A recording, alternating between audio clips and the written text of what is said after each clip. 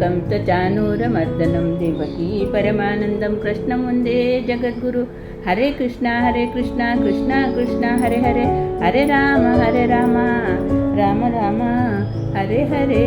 ವಸುದೇವಸುತಂ ದೇವಂ ಕಂಸಚಾನೂರಮರ್ದನಂ ದೇವಕೀ ಪರಮಾನಂದಂ ಕೃಷ್ಣ ಮುಂದೆ ಜಗದ್ಗುರು. ಹರೇ ಕೃಷ್ಣ ಕೃಷ್ಣ ಕೃಷ್ಣ ಹರೆ ಹರೆ, ಹರೆ ರಾಮ ರಾಮ ಹರೆ ಹರೆ. ಸಾಯಿ ಚರಿತ್ರೆ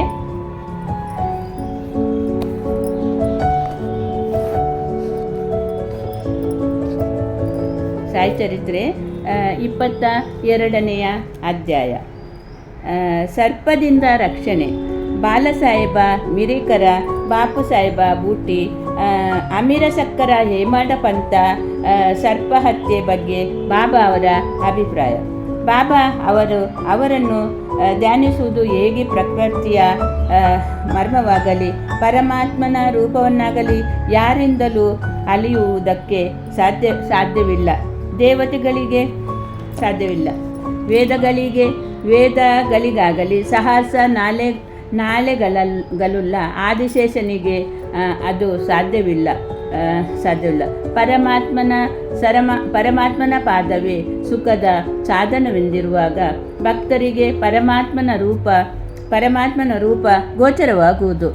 ಈ ಉದ್ವತ್ತವಾದ ಜೀವನ ಗುರಿಯನ್ನು ಸಾಧಿಸಲು ಅವನನ್ನು ಧ್ಯಾನಿಸುವ ಸಾಧನವೊಂದನ್ನು ಬಿಟ್ಟರೆ ಬೇರೆ ಯಾವುದು ಯಾವ ಸಾಧನವನ್ನು ಭಕ್ತರು ಅರಿಯರು. ಹೇಮಾಡರ ಪಂತರು ಭಕ್ತಿಯ ಮತ್ತು ಧ್ಯಾನದ ಸುಲಭವಾದ ಮಾರ್ಗವನ್ನು ಈ ರೀತಿ ವಿವರಿಸುತ್ತಾರೆ.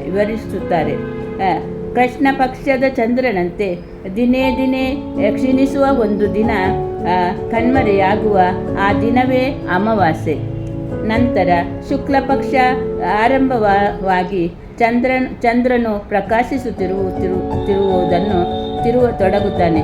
ಆಗ ಜನಕೋಟಿಯು ಚಂದ್ರನನ್ನು ನೋಡಲು ಹಾಜರಿದ್ದಾರೆ. ಪ್ರತಿಪದೆಯ ದಿನ ಚಂದ್ರನು ಕಾಣಿಸುವುದೇ ಇಲ್ಲ.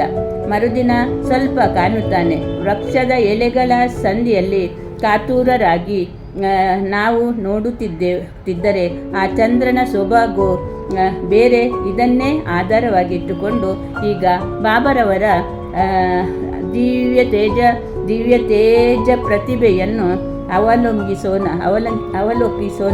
ಸಾಯಿಬಾಬರವರ ಫೋಟೋ ನೋಡಿ ಎಷ್ಟು ಮುದ್ದಾಗಿದೆ.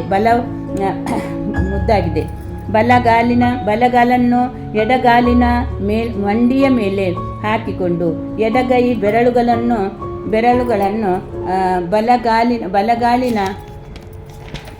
ಬಲಗಾಲಿನ ಪಾದದ ಮೇಲಿಟ್ಟುಕೊಂಡು ಕುಳಿತಿದ್ದ.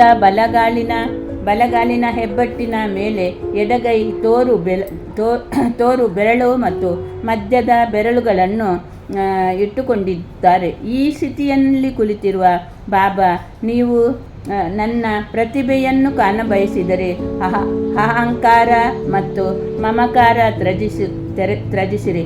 ತೋರ ಬೆರಳು ಮತ್ತು ಮಧ್ಯದ ಬೆರಳು ಇವುಗಳನ್ನು ಮಧ್ಯೆ ಕಾಣುವ ಬಲಗಾಲಿನ ಹೆಬ್ಬೆಟ್ಟಿನ ಮೇಲೆ ನಿಮ್ಮ ಚಿತ್ತವಿಟ್ಟು ಜ್ಞಾನಿಸಿರಿ.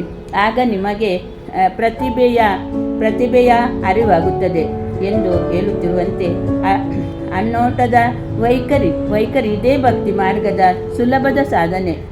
ಈಗ ಬಾಬರವರ ಜೀವಿತವನ್ನು ನೋಡೋಣ. ಬಾಬರವರು ಅಲ್ಲಿ ವ್ಯಾಸವ ಮಾಡಿದ ಮೇಲೆ ಶಿರಡಿಯು ಒಂದು ದೊಡ್ಡ ಯಾತ್ರಾ ಸ್ಥಳವಾಯಿತು. ದೇಶದ ಮೂಲೆಗಳಲ್ಲಿಯೂ ಭಕ್ತರು ಒಂದು ಮಸೀದಿಯಲ್ಲಿ ನೆರೆಯುತ್ತಿದ್ದರು.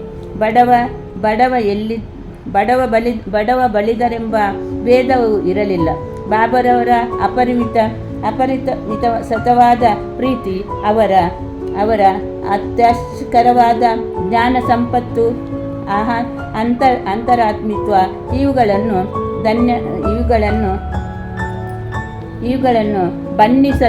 ಬಣ್ಣಿಸಲು ಯಾರು ಶಕ್ತರು?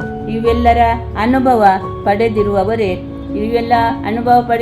ಪಡೆದಿರುವವರೇ ಧನ್ಯರು.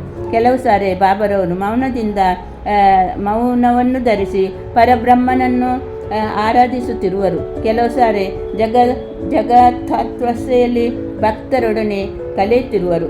ಕೆಲವು ಸಾರಿ ನೀತಿ ಕಥೆಗಳನ್ನು ಹೇಳುತ್ತಿದ್ದರು. ಅನೇಕ ಸಾರಿ ಹಾಸ್ಯ ಮತ್ತು ವಿನೋದಗಳನ್ನು ಮಾಡುತ್ತಿದ್ದರು. ಕೆಲವು ಸಾರಿ ಶಾಂತಿಯಿಂದಿರುತ್ತಿದ್ದರು. ಮತ್ತು ಕೆಲವು ಸಾರಿ ಕುಪಿತರಾಗಿರುತ್ತಿರುವರು. ಕೆಲವು ಸಾರಿ ಸಂಕ್ಷಿಪ್ತವಾಗಿ ಧೋತಿ ಸುತ್ತುತ್ತಿದ್ದರು. ಕೆಲವು ಸಾರಿ ಸುಮ್ಮನೆ ವಾದಿಸುತ್ತಿದ್ದರು. ಅನೇಕ ಸಾರಿ ಸರಳವಾಗಿರುತ್ತಿದ್ದರು. ಭಕ್ತರಿಗೆ ಅನುಗುಣವಾಗಿ ವಿವಿಧೋಪದೇಶ ನೀಡುತ್ತಿದ್ದರು. ಆದ್ದರಿಂದ ಅವರ ಜೀವನವು ನಮ್ಮ ಬುದ್ಧಿ ಮತ್ತು ದೃಷ್ಟಿಗೆ ಮೀರಿದವಾಗಿತ್ತು. ಅವರನ್ನು ನೋಡಬೇಕೆಂಬ ಬಯಕೆ,